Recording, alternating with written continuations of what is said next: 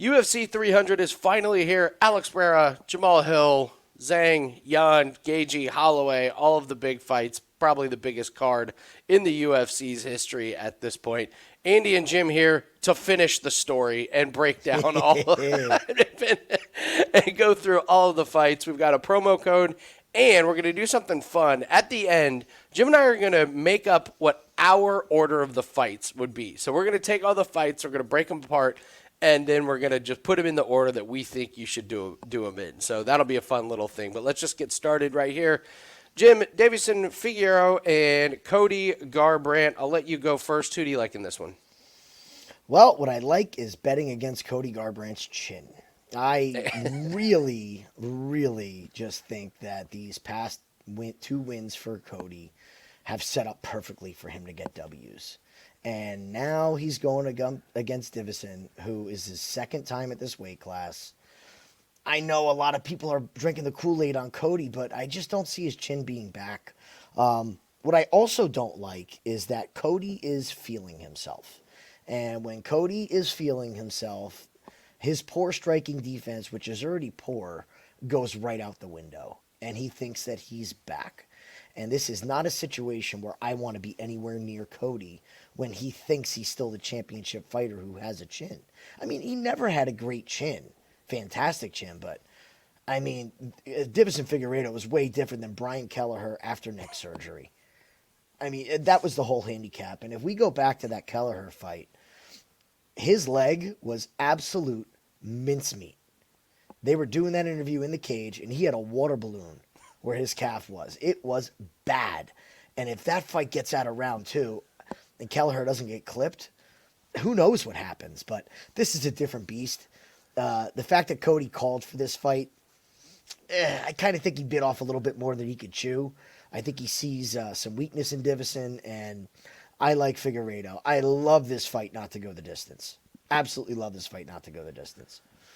Yeah, I think you're right. I went back and watched that fight against Rob Font. You could tell Fig was very, very tentative at first, very, very cautious, and then you just saw him get more confident, and he was like, you could just kind of start to see him be like, oh yeah, okay, I'm good at this weight class. I mean, he beat up Rob Font's face. Now, granted, most people beat up Rob Font's face, but he didn't take hardly any punishment from the boxing of Rob Font.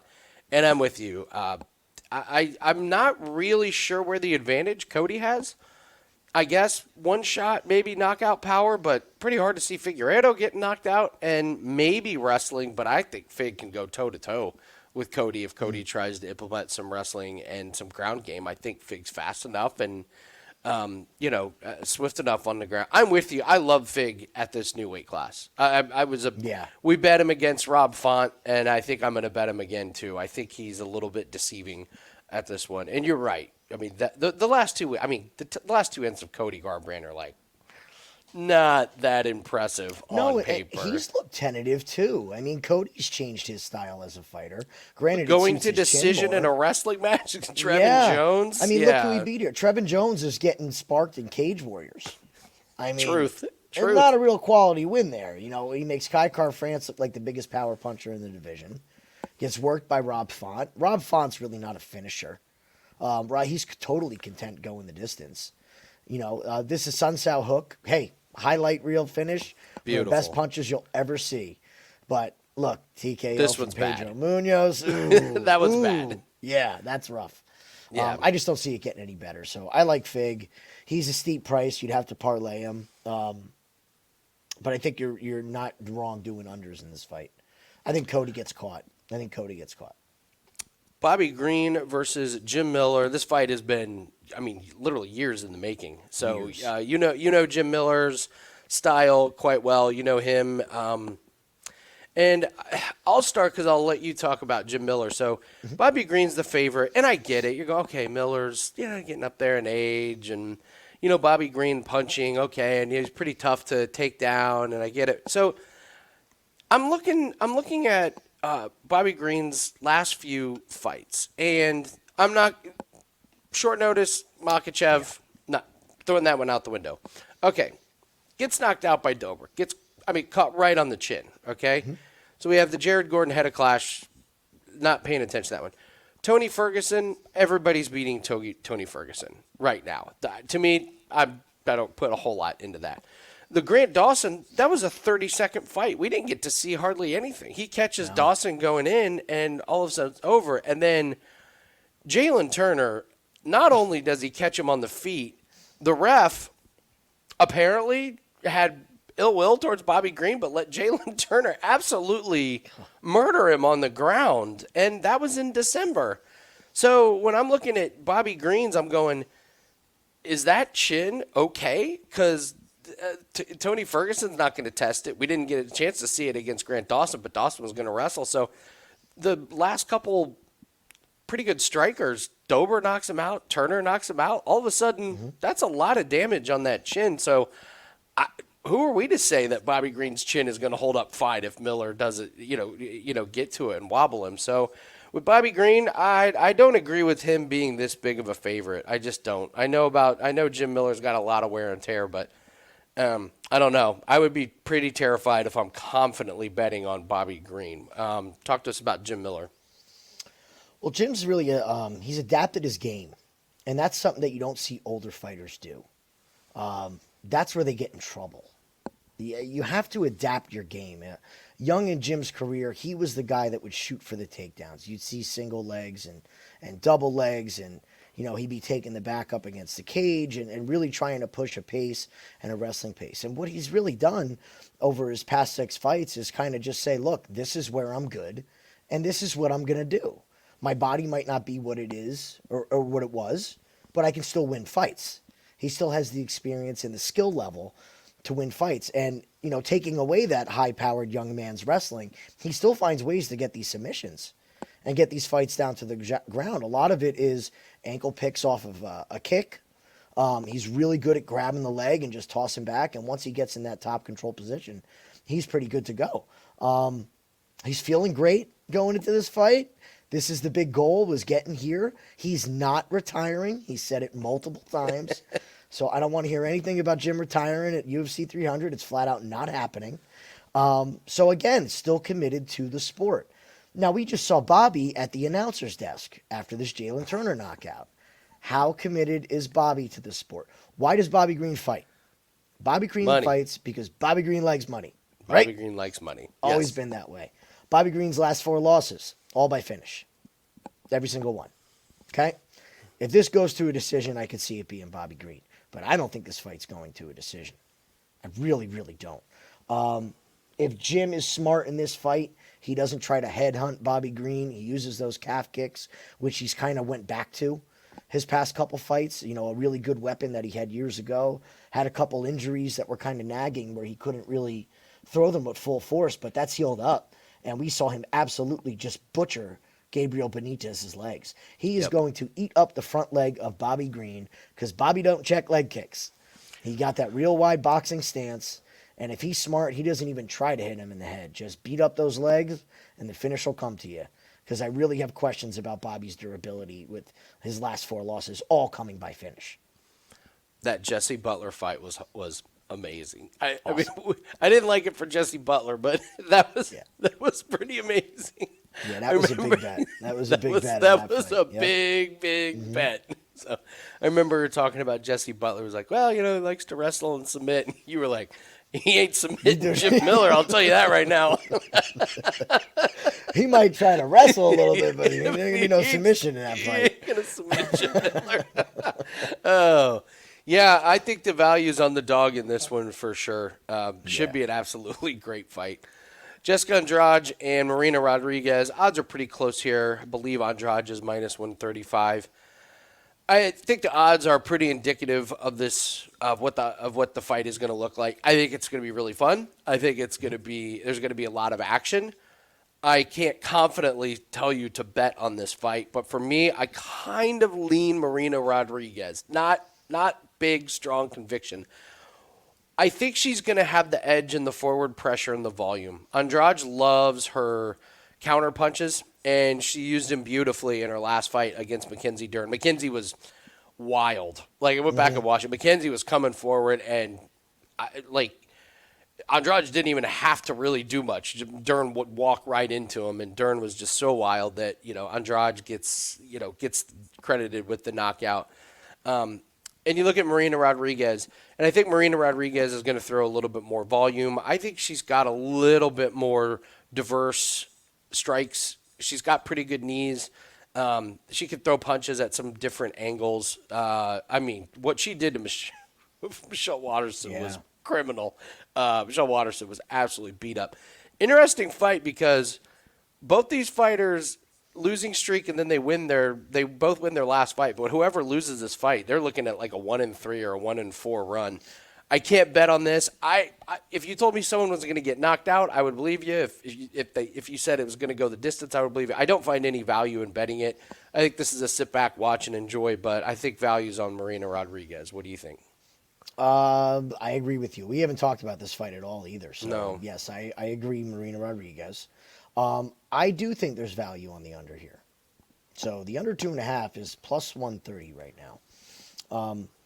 We saw Marina when she had Michelle hurt. She went after it on a 2-fight skid, needed to get that win, and we saw a very aggressive Marina in that fight. Finally. Yeah, and look who she lost to here. That Verna Jandiroba loss is aging very, very well. Aging very, very well. Amanda Lemos, that loss is aging very well.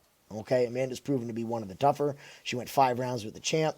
Absolutely, lost the third against McKenzie, but really, I mean, that fight should have been stopped in the first. I couldn't believe they let McKenzie out of the first round in that fight.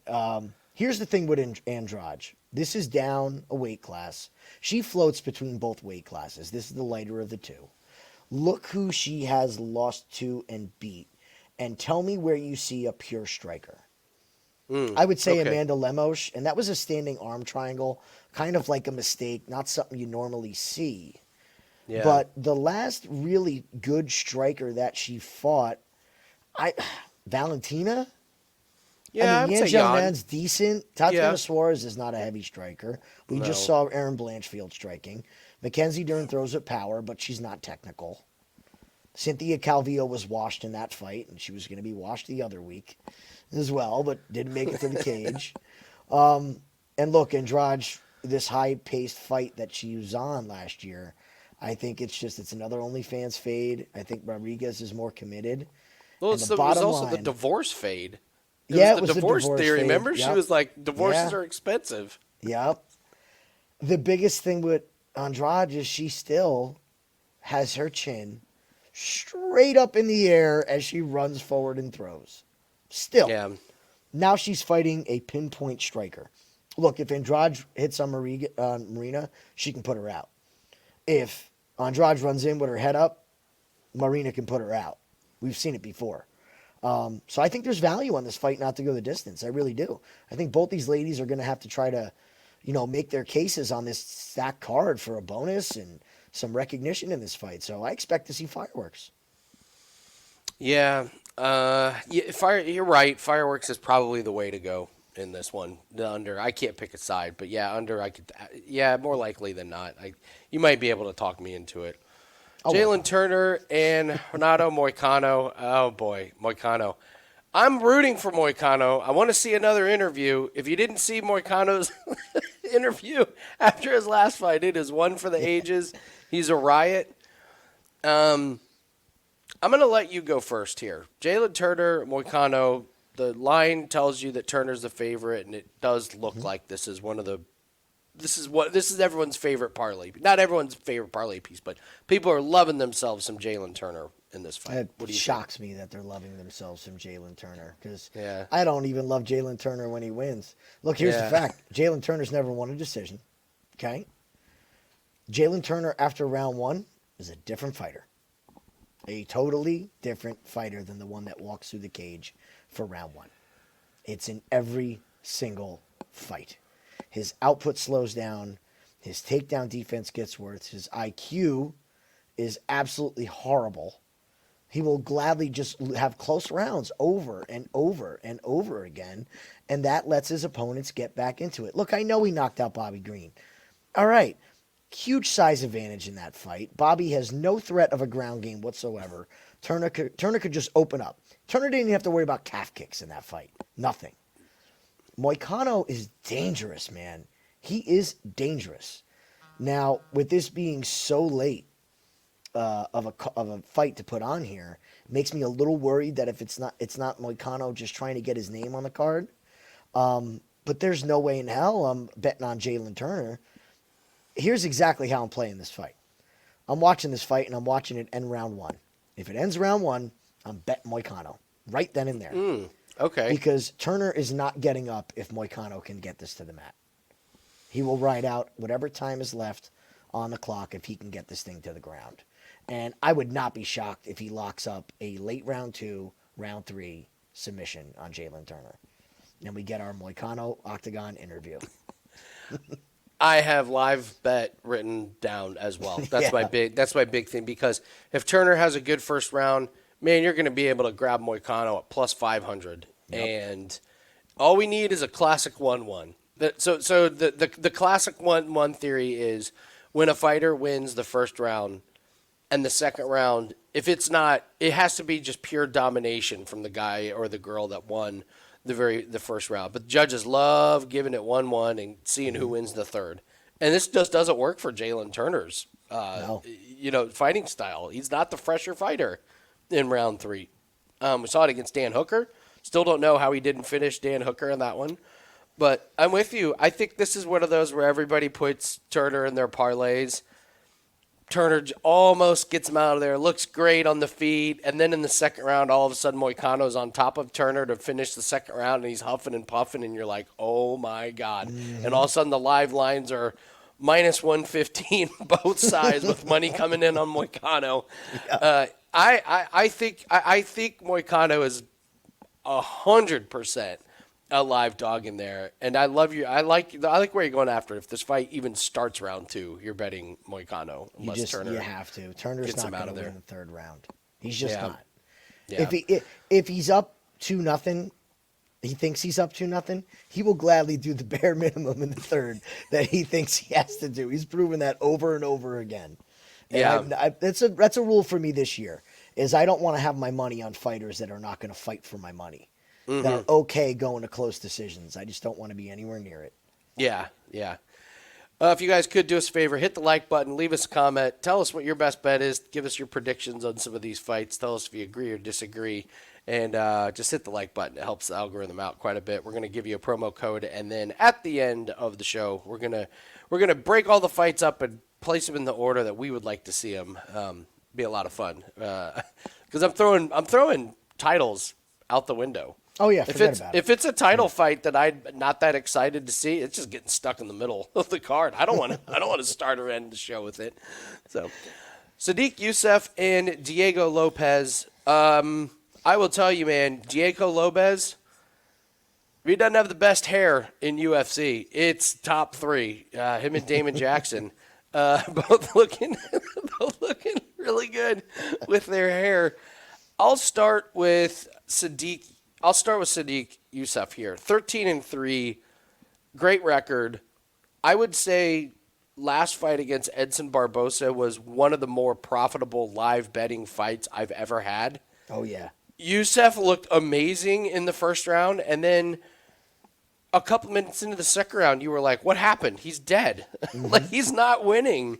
And every round, you were just getting great odds and great odds and great odds. And so he wins round 1, and he loses unanimously the next 4 rounds against Edson Barbosa. He chokes out Don Shainis. Okay. Alex Caceres is a pretty decent win, I guess, but loses to Arnold Allen. Now you're back to 2020. I don't know. I don't trust him. I don't trust Yusuff. I'm not really sure how he... It would be a lot for him to finish Diego Lopes. I don't see a submission. Lopes is too shifty and crafty with submissions. And Lopes is going to be taller, and Yusuff is not knocking guys out these days. You know, he choked out Shainis, wins against Caceres. You have to go back to Gabriel Benitez in 2019 before you see a knockout. I think he's going to start off pretty good, and then I think he melts away, and I think this is a pretty terrible matchup stylistically from him. This is an uphill battle for Yusuff, and I'm stunned that the odds are only between -140 and -150. I think Lopes is the real deal. I think this guy is going to be a real problem, and sooner rather than later, he's going to be fighting one of the top guys, if not the top guy in the division. This loss against Evloev, you go back and look at it, 3 or 4 times you would have sworn Evloev was getting ready to tap because he had him in a crazy submission.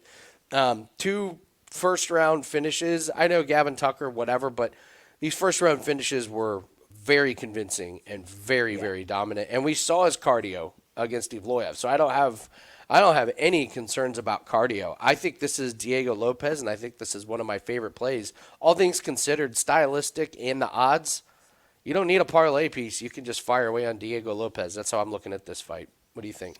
Who does Diego Lopes remind you of, as far as a young fighter, where you look at him and you say, that guy could fight for a title one day? Oh, wow. Gosh, a guy that's that long. Because not the build. I'm saying just the whole package here. Oh, wow. The first name that comes out is the guy we just watched, Baja Mondays, if he gets his stuff together.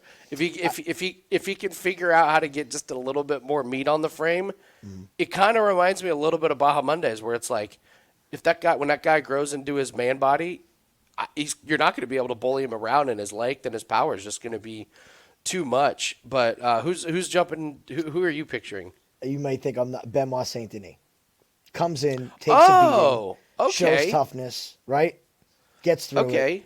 And then all of a sudden in his next fight, just looks like a world beater. Okay, can he do it twice? Does it again. Now you're like, uh-oh, wait a second here.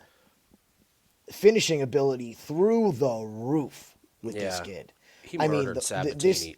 He knocked Sabatini in the next week. The knockout was surprising. It was very surprising. But, if this kid's going to have power, not that Sabatini's got some big chin that he can't be knocked out, but this kid was built as a pure grappler. The floor is lava with this guy, man. He will tie you up in knots you never knew existed. His grappling is some of the best offensive submission game in all of MMA. All of MMA. Sodiq is just unimpressive. He's always been unimpressive. And I really think that he's not going to have the ground defense if it gets there to survive. I could see Lopes locking something up in this fight. I think he's going to be bigger. He's going to walk forward because it's what Diego Lopes does. And Sodiq does not do good when fighters march him down and can stand their ground. The other thing in the Caceres fight is Caceres had his back at some point. If you give your back to Diego Lopes, this night's over. He's going to lock a body triangle. You're going nowhere. Yeah. So I like Diego. I like Diego in this spot. I agree with you. I think it's good value. I'd be interested in Finish Line when that comes out. We'll see what that number is because I think that's his win condition. I think he'll find it. I think he'll find it with 15 minutes. Yeah, we're big Diego Lopes. You may only get, if he has another impressive fight or finish, all of a sudden you're never going to get minus 150 on him. Yeah, we've seen this one. Holly Holm and Kayla Harrison. We've got a lot to discuss in this one. First off, the line is quite big. Kayla earlier today was minus 500. And I guess let's start with Kayla Harrison because you and I have followed her for a while. And what we noticed, I was talking to one of our friends who does not watch PFL. And I think his opinion of Kayla Harrison is what the general public's opinion of Kayla Harrison is. But I want to hear from you where you think Kayla is right now compared to where she was a couple years ago. Ooh. Right now, she's in uncharted territory. That's the elephant in the room with this, isn't it? So we're seeing now in Bellator and PFL, when we get these matchups of levels of MMA promotions, let's put it that way. So I know we just had Michael Venom Page come in and fight in the UFC and have a good showing, albeit against Kevin Holland, who doesn't care about winning fights, just wants to get paid. The circus himself. now Kayla is going from the PFL, and look, if you guys are listening to us, I hope you're watching the PFL videos. I hope you're PFL fans. You know the state of the women's division in PFL. On top of the fact that it's 145 pounds that she's fought at. This isn't no 145-pound fight. This is a 135-pound fight, which Kayla has not competed in. I think that this is a contract citing that is meant to bring in eyes, okay? Could she win? Of course. It's an MMA fight. But it is, at 42 years old, Holly Holm is still the second best fighter that she has ever fought. And she lost to the first best. She lost to Pacheco, who's a legit MMA fighter. At 42 years old, Holly Holm destroys everybody in the PFL tournament. Absolutely everybody. And it's not even close. I can't bet on somebody who went to decision with Aspen Ladd. I can't. It was bad. It was bad. It was horrible. It was a bad fight. So here's what it was an eye-opening experience talking to our good friend Nathan, who doesn't watch PFL. And he was like, "Oh, Kayla all day," and I was like, "Interesting. Why do you say that?" Just like he was like, "Oh, just those finishes, man, and they're not bringing in Kayla Harrison to lose." And I was like, "Really? I was like, have you even watched her?" And he was like, "Admittedly, no, but I just have seen all the highlights and know the hype." I think most people are thinking of the 2021 Kayla Harrison, and Kayla Harrison is now very, very happy with being a mom. And the last time that she fought was Aspen Ladd, where she looked awful. And the time that she fought before that, Larissa Pacheco dominated her and handed her the loss. One thing you got to know about Kayla Harrison, she does not have striking. No. It is none. It's rudimentary at best, isn't it? It's worse than Erin Blanchfield's. You're Erin right. Blanchfield can throw a kick. Actually, yeah, Blanchfield beat the brakes off her. If it was just a boxing match, she could wrestle. Yeah, exactly. Yeah. Even if it was just a boxing match, it'd be bad. Blanchfield knock her out. Yeah.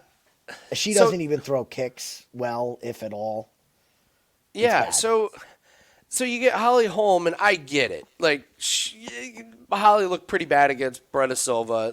Make no mistake, it got ruled a no contest to a drug a positive test, but she got choked out and did not look very good in that one. Beats Yana Santos, okay, fine. Loses a split decision.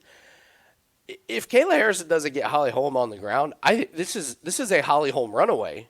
This is a stick and move and completely running away from Kayla Harrison. And one thing you and I were talking about, you could speak to this, like training and getting ready for this fight. Like, how different are the?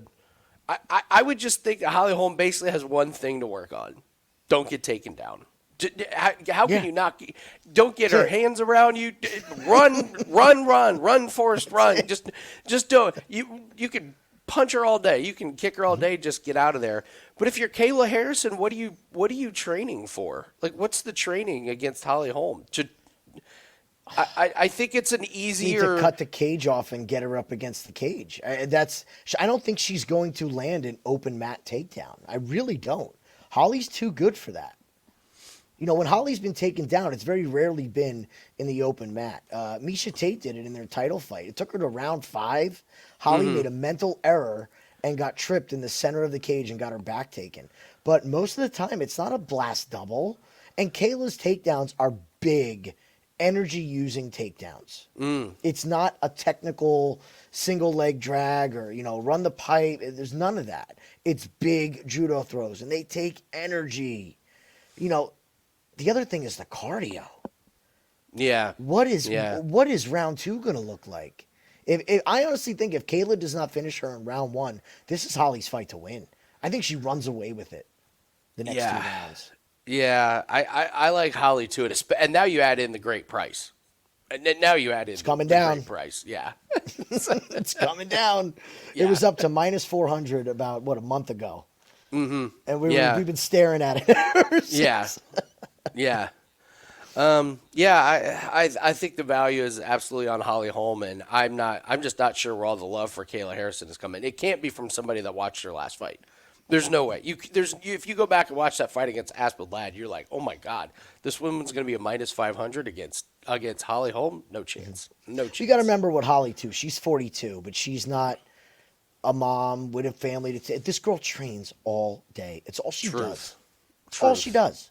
Yeah. Calvin Kattar and Aljamain Sterling. I don't think I have a strong opinion on this fight. However, I do think I can make the case that Calvin Kattar's window is kind of closed. The knee injury against Arnold Allen was a while ago, and even though he did get hurt, it was obvious in the first few minutes Arnold Allen was gonna be Arnold Allen's fight. Loses a split to Josh Emmett. This Giga Chikadze fight was interesting because he ended up doing a lot of damage to Giga, but he was losing in the first part, and then Giga has that he threw a weird kick, slipped and fell. Kattar jumped on him, and then that just completely flipped the fight. Before that, loses to Max. I think this is a bad matchup for Kattar. I like Sterling's wrestling. He seems to be in a good mindset. And I think it's really interesting. He loses to O'Malley, which we predicted. And then he's done 3 grappling tournaments in a row, which I was like, is that a sign of things to come, that Sterling's not even going to really try and mess around with being on the feet with Kattar? Is he going to try and get it to the ground? So I like Sterling in this one. I can't say it's a super confident pick. What do you think about this fight? He better get it to the ground. Yeah. He better. If he doesn't get it to the ground, Calvin Kattar's going to piece him up bad. Look, Kattar's got the knee injury. Yes, it's concerning. He has taken a large amount of time off, though. It's not like he had the knee injury like 7-8 months ago. It's been a while. Look, if Aljamain can't get the takedown in this fight, I think he is dead in the water. Absolutely dead in the water. This man's striking has been so overrated his entire career. It is horrible. It's looping. He leaves himself wide open. None of that is going to change whether he wants to wrestle heavy or not. This is just the way this guy strikes at 34 years old. That's what got him in trouble against Sean. Big, looping, trying to close the distance shots. New weight class, first time there, always a concern. Don't care who the fighter is. Always a concern. We saw Alex Pereira first time at light heavyweight. Sketchy, right? Sketchy. Mm-hmm. Much better his next time. Big difference. So again, guess what? We're watching this fight live. And the second that it looks like Kattar can stuff these takedowns, I'm jumping all over Kattar. All over Kattar. I don't think there is a world if Aljamain cannot get the takedown that he wins round 3 and possibly doesn't win round 2. I think Kattar starts to put it on him later in this fight if it's not on the ground.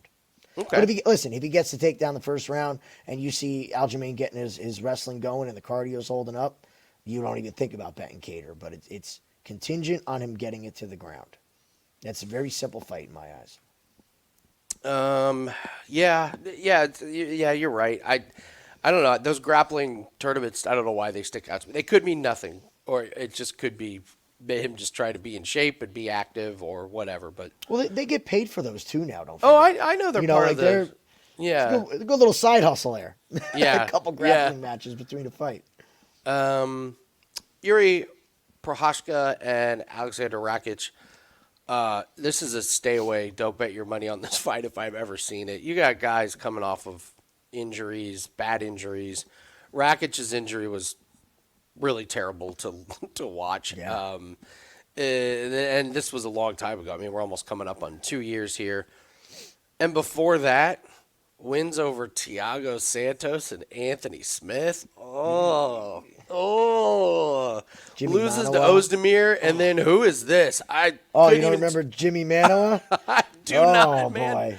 I do not. So, I'm not. I can't trust Rakic, but I also watched Yuri coming off of a very serious shoulder injury, and he gets flatlined by Alex Pereira, and I know that maybe a quick stoppage. He wasn't going to get out of that, so I can't get anywhere in this fight. 2 hurt guys, no, thank you. I don't even know how to break down this fight. I don't know how Rakic is going to look.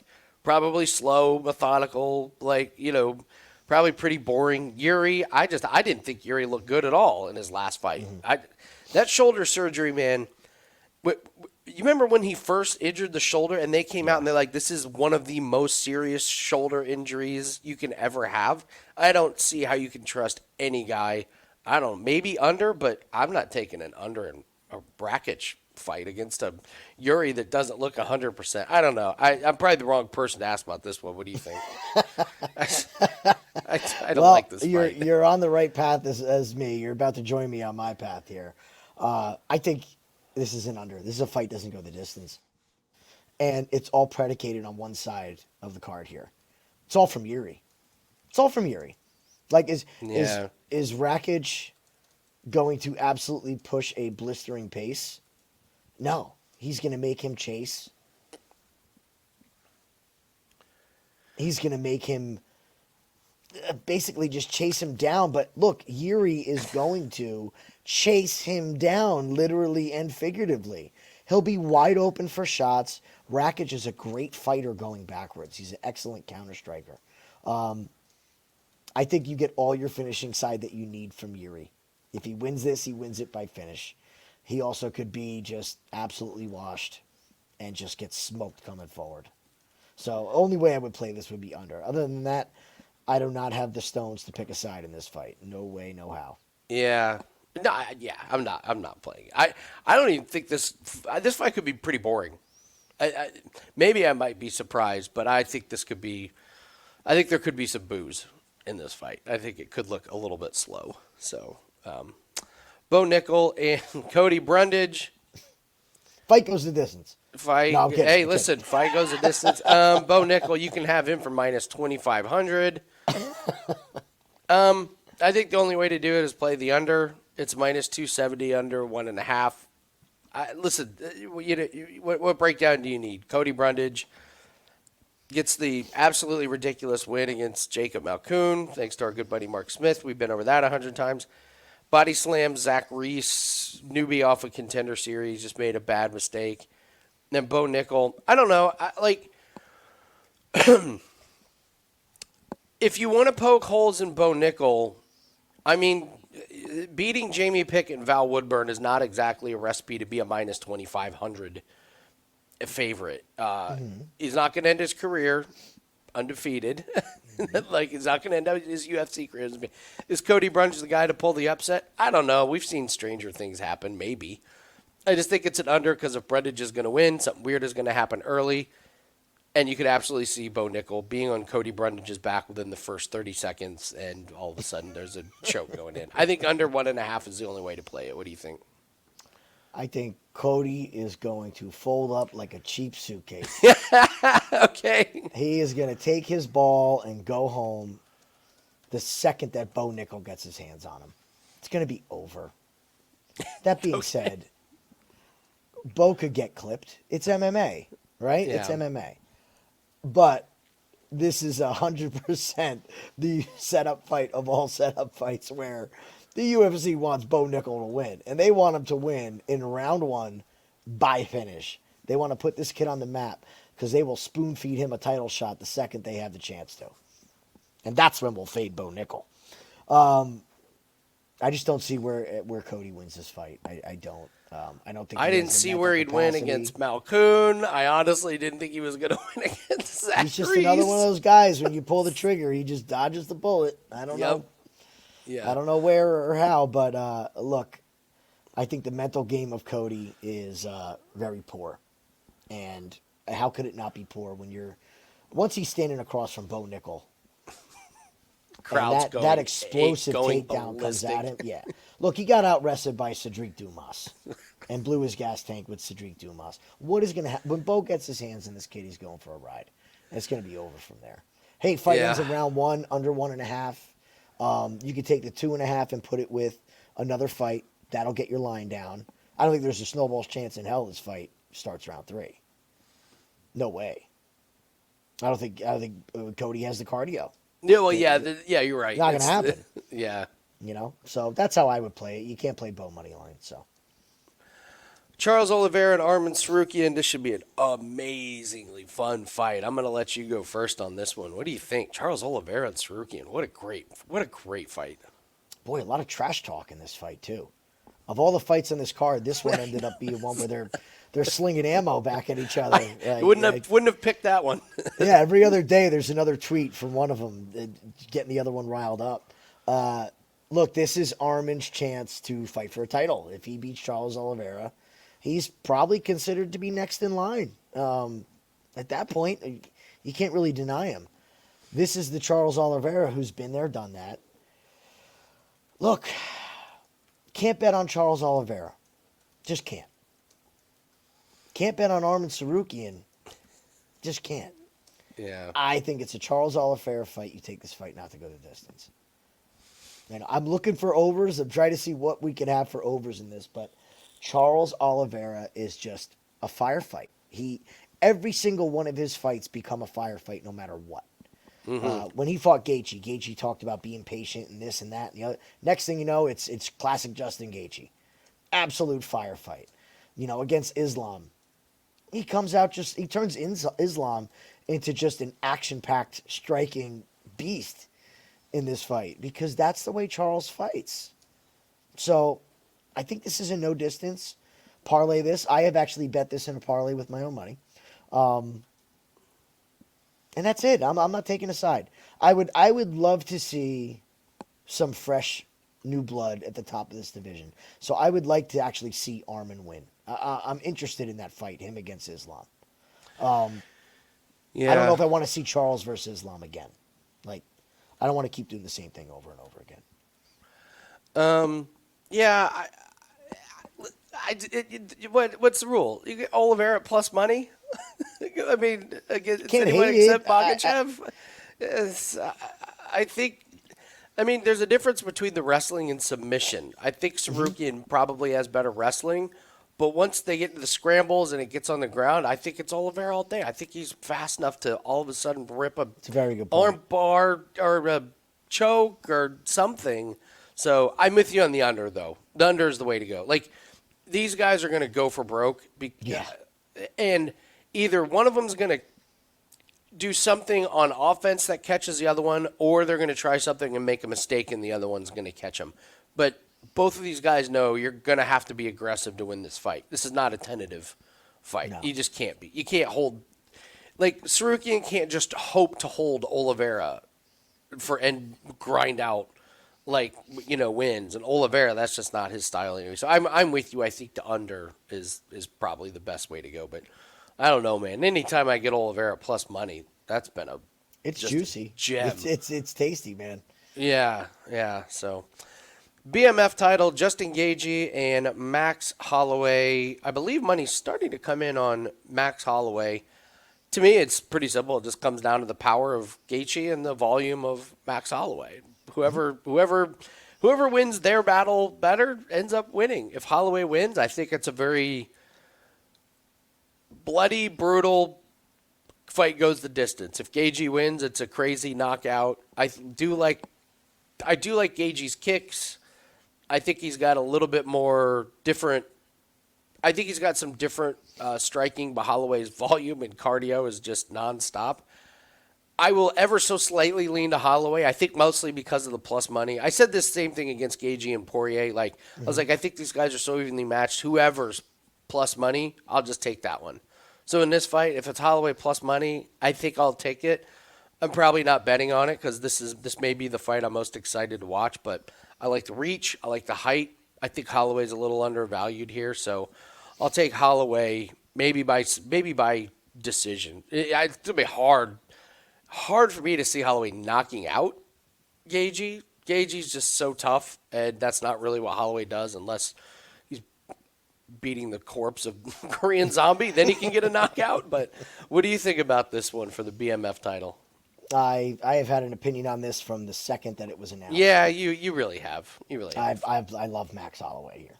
Absolutely love Max Holloway here. Look, people forget about Max Holloway all the time. And it's fine by me. Everybody can keep forgetting about Max Holloway and his resume and what he's done.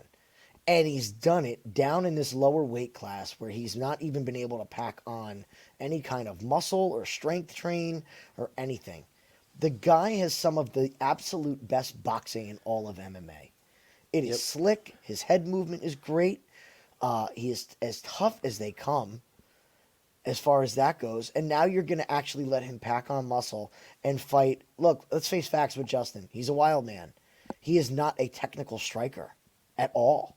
And we've seen this over and over. It's a rule of fighting.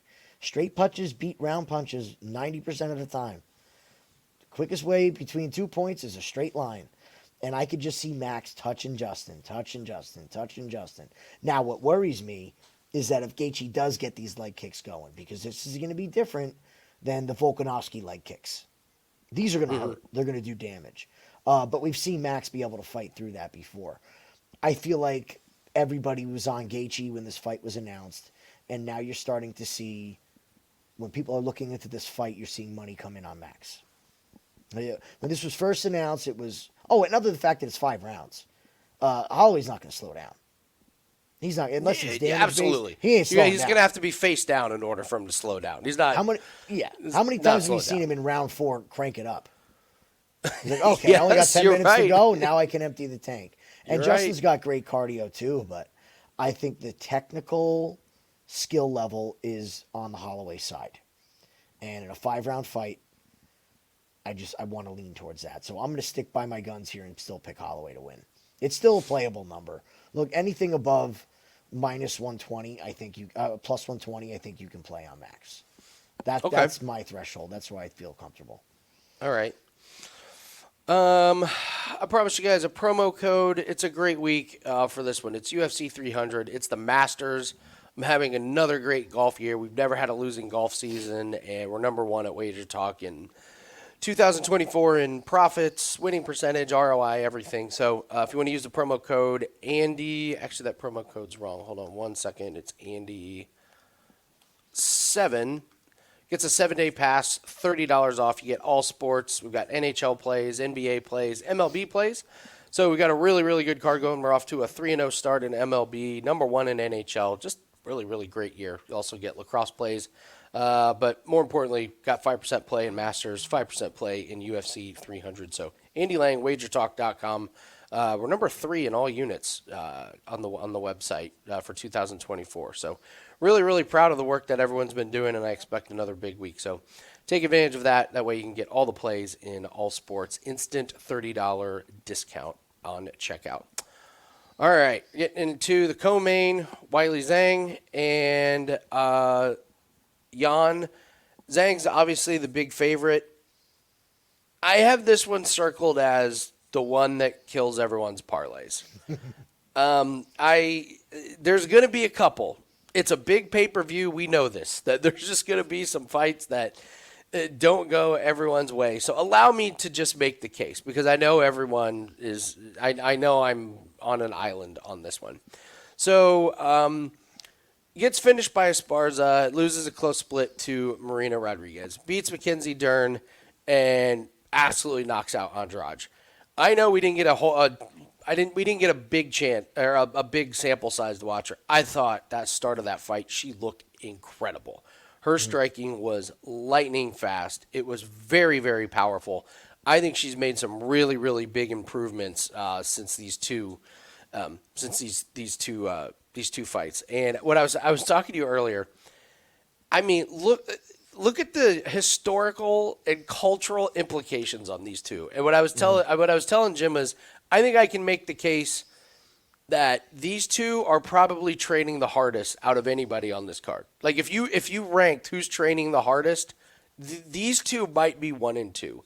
I think there's a chance Jan comes out and is not only the best version of herself, but the best version that she will ever be. Like what other fight do you get that much more pumped up for? This is like this is her moment. So, and I know she's got a tough opponent. Yeah.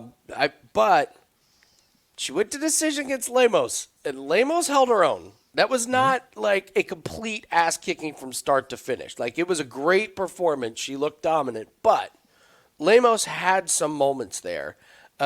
She gets the finish against Carla and Joanna, but a couple losses to Rose. Joanna and Carla, I don't know, were they at their best? Was that the peak of their careers? No, most certainly not. No. No. So I don't know. I'm not saying that Weili is overrated by any stretch. I'm saying that I don't think the odds make any sense.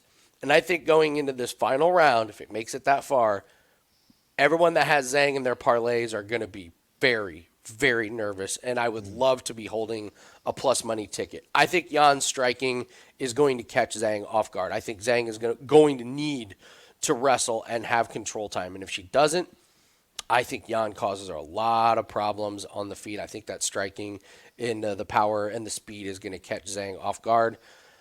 I see it a close decision, and I will lean Jan as the one that just wrecks everyone's parlay. Every pay-per-view, Jim, every pay-per-view, there's always that one. Like, when was the last time in a pay-per-view, like, everybody won all their parlays? It never happens. So. And it's always on the main card. That's it's never exactly the prelim right. Fight. It's always the ones you pay for that wrecks your parlay. Yes, every time. It's the super expensive ones. I paid for this, and it killed and me. I lost. Yeah, so this is my pick for the big one. I was very confident about Dimitri Ivy and Lucas Brennan on that 6-1. This one is not as confident. Like I'm not saying, oh yeah, this is definitely a big play. I'm just saying I'm not putting Zhang in any of my parlays. This one would worry me. What's your breakdown on this fight? Well, you brought up some really good points when we were talking about this fight. And look, Andy hit the nail right on the head here, guys. This is the biggest fight in Chinese MMA history. Men or women's, this is the biggest one. You have two females headlining a championship fight at UFC 300. It doesn't get any bigger than this. So, when he brought that up, I said, you're right. You're right. Now, what I think this might end up happening is extending this fight. There's a lot on the line here. And I do believe that Jan can hold her own. So, it's talked me off Weili. I'm okay with it if it comes through. Because now she's minus 500. I mean, now it's just... The line is ludicrous. It's ludicrous now. If she becomes minus 850, I can't hate somebody betting on Jan. Okay, at that point. Like, that number's just wrong. But I think this could be a little sneaky fight goes the distance. Can you just see this being a decision?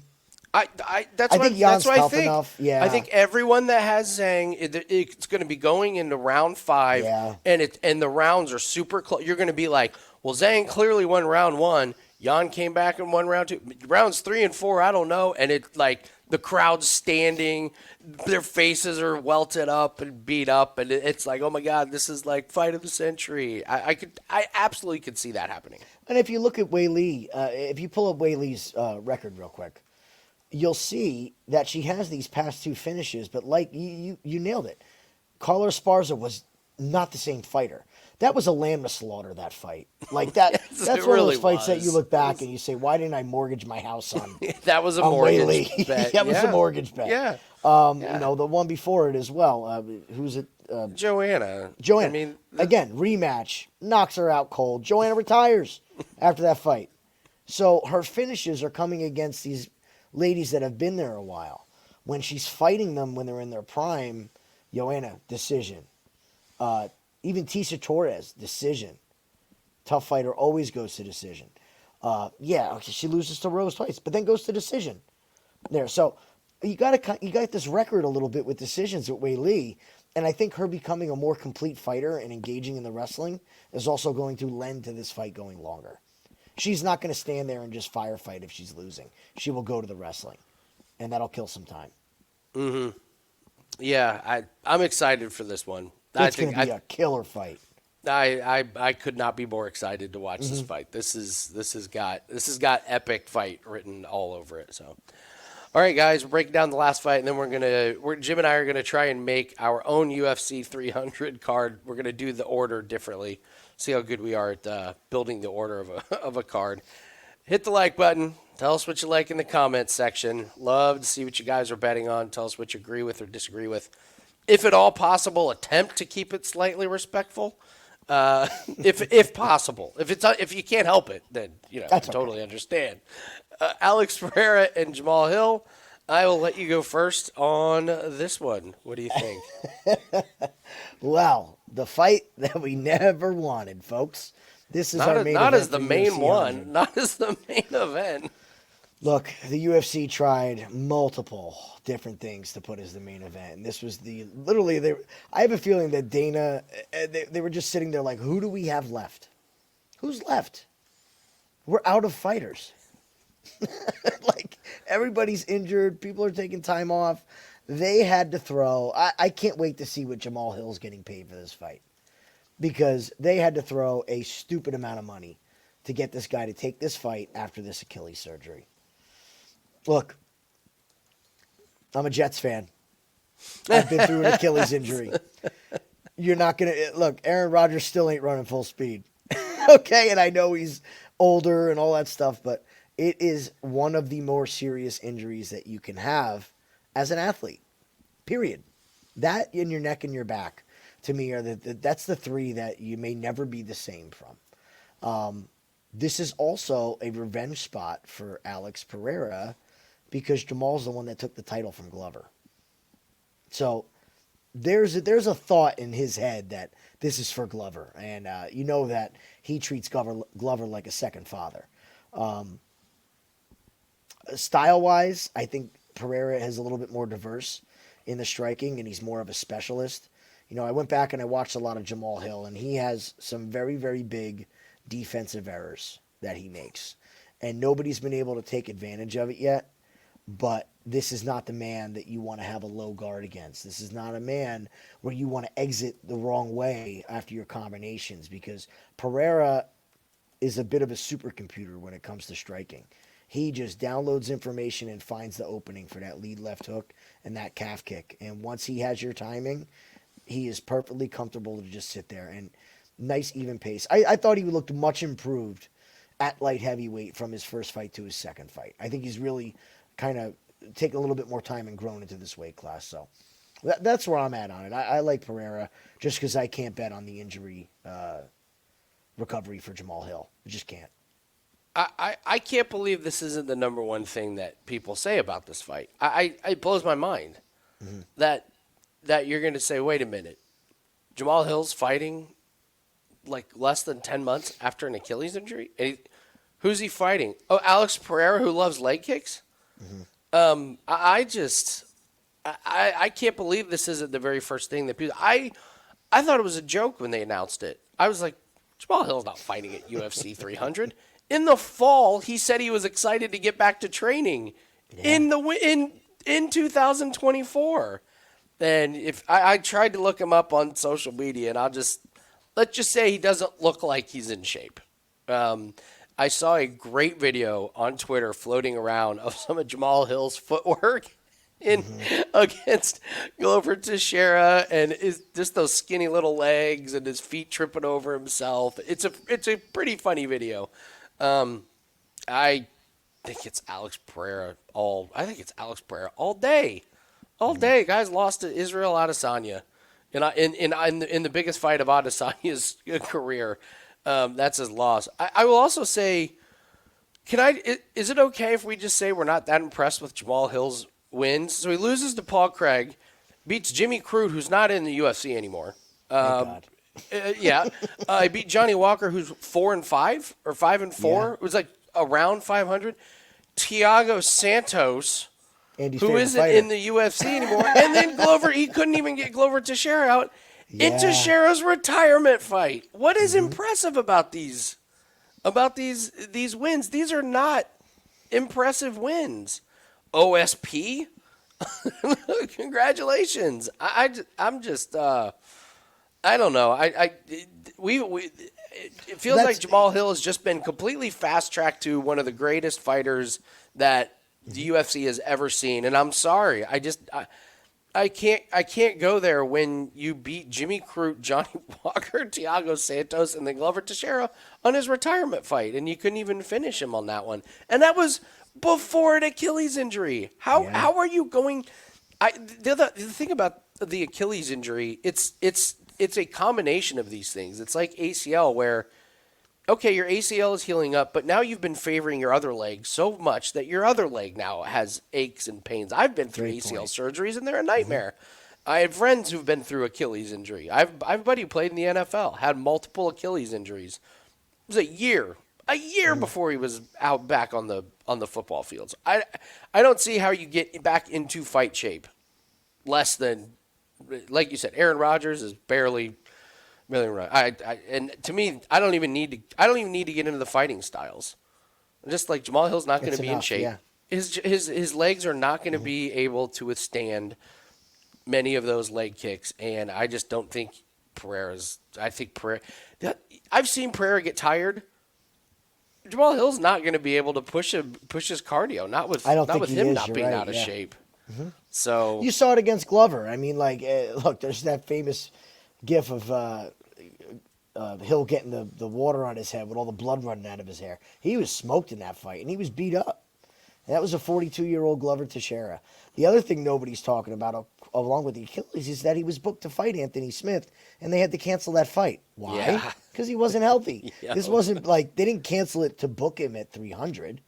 They canceled the fight, and he went home back to rehab. Yeah. And then they said, we need a main event. So, yeah, I'm with you on Pereira. Also, there is no way this fight goes 5 rounds with the injury concerns. I firmly believe that if Jamahal is taking damage, that evil voice in the back of his head with those leg kicks, if he feels anything on his legs, and this isn't, look, I would do the same thing. If I went through Achilles surgery, I'd take my ball and go home after one leg kick from Alex Pereira. I'm not going through that again. I need to rehab fully. So I can't fault the guy. Look, it's a monumental task. If he can pull it off, great. But, I think it's Pereira. I thoroughly enjoyed Cody Saftik talking about this fight. Love Cody Saftik. Love his breakdowns. And him basically making the case that if it was not UFC 300 where they needed a main event and they just threw a boatload of money, he would probably not be taking this fight because coming off of that injury too fast is just that's crazy to me. It's a recipe for disaster. It really is. Yeah. So, all right, let's do a quick little recap here. We both like Fig over Cody Garbrandt. We think the value's on the underdog and Jim Miller. Not really trusting Bobby Green's chin, and Miller's got really, really good leg kicks. Andrade and Rodriguez like the under, maybe a little lean on Rodriguez. Moicano and Turner, we like Moicano to pull the upset here. Don't trust Turner's cardio at all. Could be a really, really sweaty decision. Yeah, nice live bet. Mm-hmm. We're unanimous on Diego Lopes. We love him over Yusuff. Yusuff, a lot of holes in his game. Not been impressive. We think Lopes is a real deal. Holm and Kayla Harrison, absolute value on Holm, especially by decision. Kattar and Sterling, if it's on the feet, it's Kattar. Sterling gets him to the ground. It's going to be a long, long fight for Kattar. Rakic and Jiri, just stay away. Don't bet on that one. Bo Nickal and Brundage, I guess it's Nickal inside the distance or just take under 1.5 as under parlay piece. Oliveira and Tsarukyan, it's under. That your play is the under. It's an Oliveira fight, so you take Oliveira. I still am blown away that the books are putting out plus 180 on Oliveira against anyone not named Makhachev. So that's crazy to me. Gaethje and Holloway, we both kind of like Holloway in this one. If he wins, it probably goes the distance. We like his volume over Gaethje's power, but should be a good one. Weili, Zhang, and Yan, I think this one is the upset of the night that kills everyone's parlays. I'll go with Yan. You kind of like to go the distance. Overs in this one. Overs, yeah. If you can get a good line on like 2.5, the fight starts round 4. Yeah. Something like that. Yeah. And then Pereira and Hill. I think we both like Pereira over Hill. So, all right, let us go ahead and attempt to make our own fight card here, Jim. So I have the fights here listed. So we understand how they make the order of the fights. Well, we wanted to do it on our own here. So we need a first fight and we need a last fight. So I guess let's start with the last fight. What do you think of all these fights? Which one should we save for them? Which do you think is the one that they should be ending UFC 300 with? What's the last fight of the night? It's silly to say, but I think it's Holloway Gaethje. I think that's the last fight of the night. The BMF title at the end of the night. I don't think they can put on a boring fight. I actually have that. We didn't even talk. We did not talk about this, and I have that as the last fight. And it's for that exact reason. I do not see how there's a boring. No, that's going to be wild. There's no way that one is boring. So, all right. So we know that's our main event. Now let's start with the opener. What are you looking for in an opening fight? Which one checks the boxes here for this one? So we got Fig, Garbrandt, Green Miller, Andrade Rodriguez, Turner Moicano, Yusuff Lopes, Holm Harrison, Kattar Sterling, Yuri Rakic, Nickal Brundage. I look at it like you want a good one. But you also got to understand that the arena is not going to have very many people in it. Mm-hmm. So you're not going to have a huge, boisterous crowd. But you want a good showing. So I had on paper that I thought Jalin Turner and Moicano would be a pretty good starting point. Okay. I think it's good. I think there's going to be a lot of bets on that fight. I think it could be exciting. And if Moicano wins, you get the night started off with an epic post fight interview. Yeah, good point. I was looking at that one, or I was looking at the Andrade Rodriguez because I think that one's going to have a lot of energy to it. I don't know. Open to any and all your thoughts. What do you think? I had Andrade and Rodriguez penciled. Then that's going to be our opening fight. That was it's going to be lowest interest. Andrade, right. But it is going to be fun to watch. It's going to be a good fight, though. It's UFC 300. Yeah. Okay, so Andrade Rodriguez, we got to have a men's fight. We can't have a female fight after that one. So we're coming out of Andrade Rodriguez. Probably it's either a knockout or a pretty good, fun, high-paced one. Do you want to try and keep the energy up, or is this where you put a potentially slow one?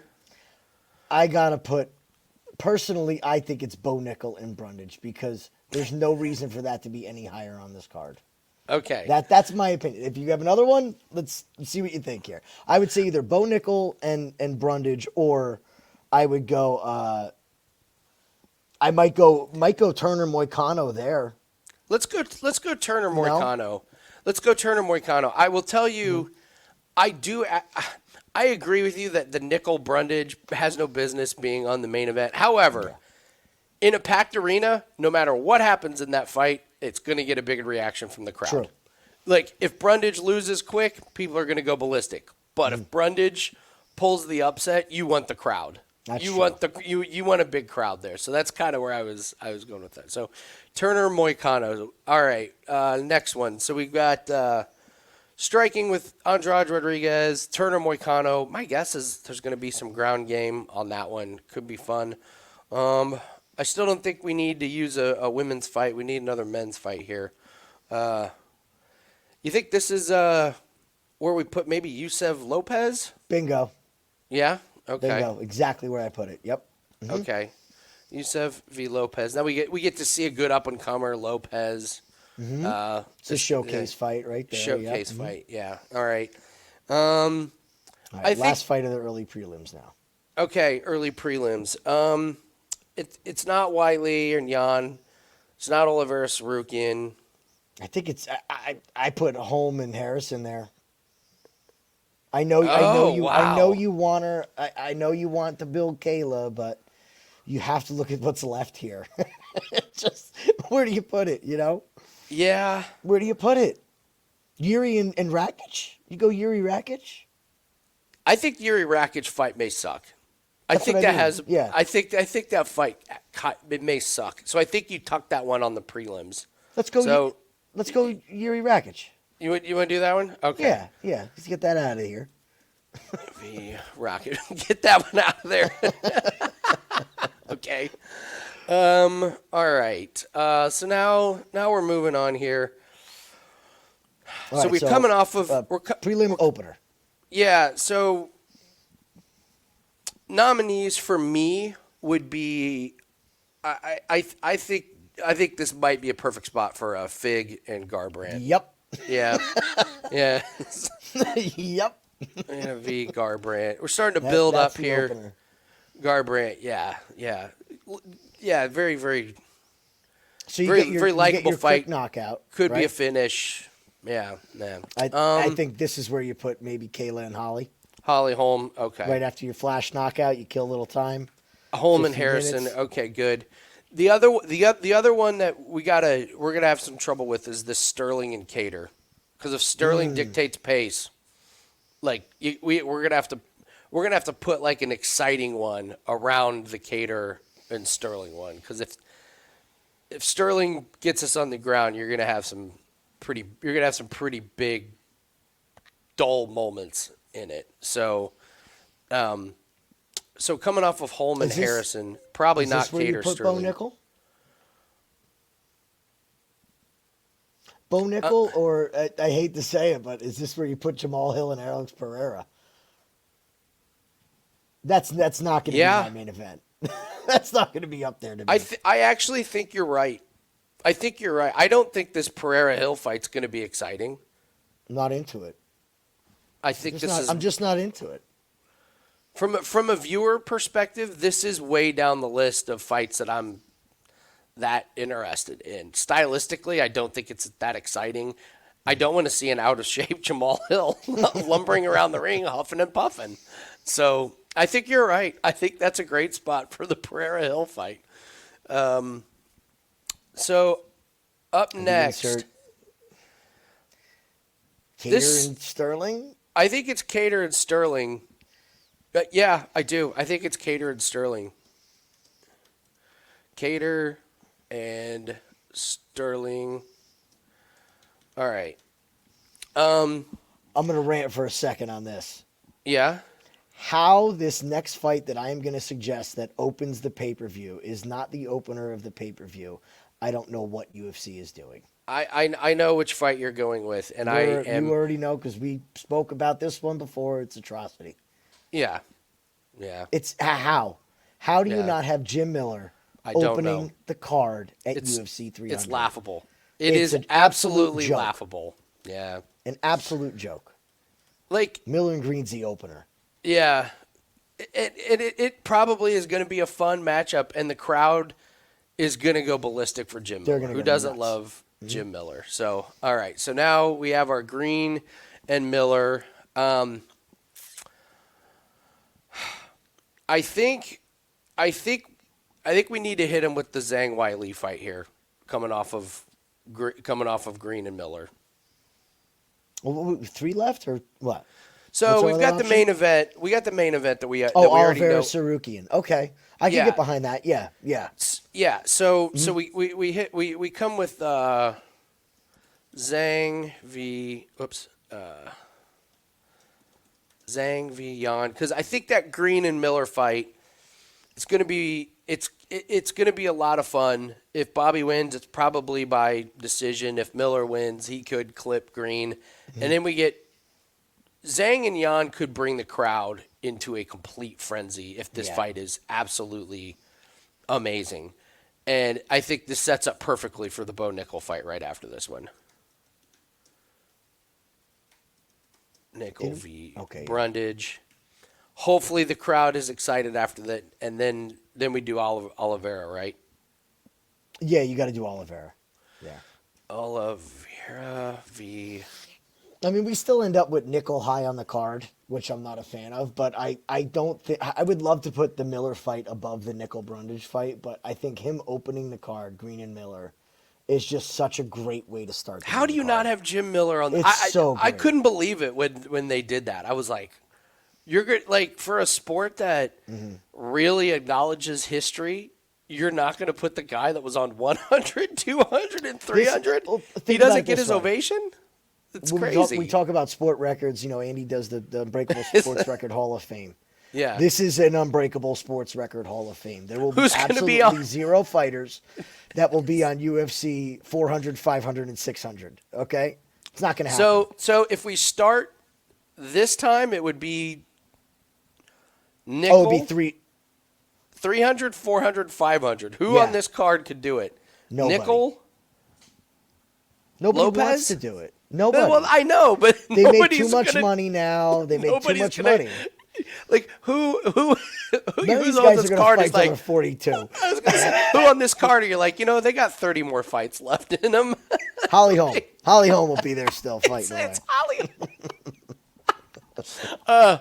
Our buddy Dan on Twitter was, what was he saying? He was like, it's like the year's like 2029, and they're hitting us with the main event of Liz Carmouche and Velasquez. 12. The co-main is like Brandon Moreno comes out of retirement to fight Figueiredo again. So Nice. all right, I like it, man. I like do we have it. 1, 2, 3, 4, 5? Okay, 1, 2, 3, 4, 5, 6, 7, 8, 9, 10, 11, 12, 13. Yeah, there it is. All right, so That's it, man. we would start with Andrade Rodriguez, then go Turner, Moicano, Yusuff Lopes, Jiri and Rakic, Fig and Cody Garbrandt, Holm and Harrison, and then we were sticking to the Pereira and Hill fight, burying it between Calvin Kattar and Sterling. And then, we open with Green and Miller. Then we go Zhang, Yan, Nickal, Brundage. I like this one. I like ours better. I do too. UFC, call us up. We'll help. We're We'll get you in. available. We're available. I'm not contracted with anybody. Sign me up, man. We I'll be might a have booker. we might have some explaining to do to some of the fighters, but I think That's this okay. works out really, really well for the fans. So that is what we would do if we were in charge of the UFC 300. So, all right, guys, that is going to do it for us. Thanks so much for joining us. Don't forget to take advantage of the promo code over at WagerTalk.com. Andy7 7-day pass gets $30 off and includes all sports, including the Masters and UFC 300. We will have our PFL breakdown video later this week. Do not forget that there is PFL, a lot of money to be made in those sports. And I would also just warn everybody, I know it's 300. I know everyone's very excited.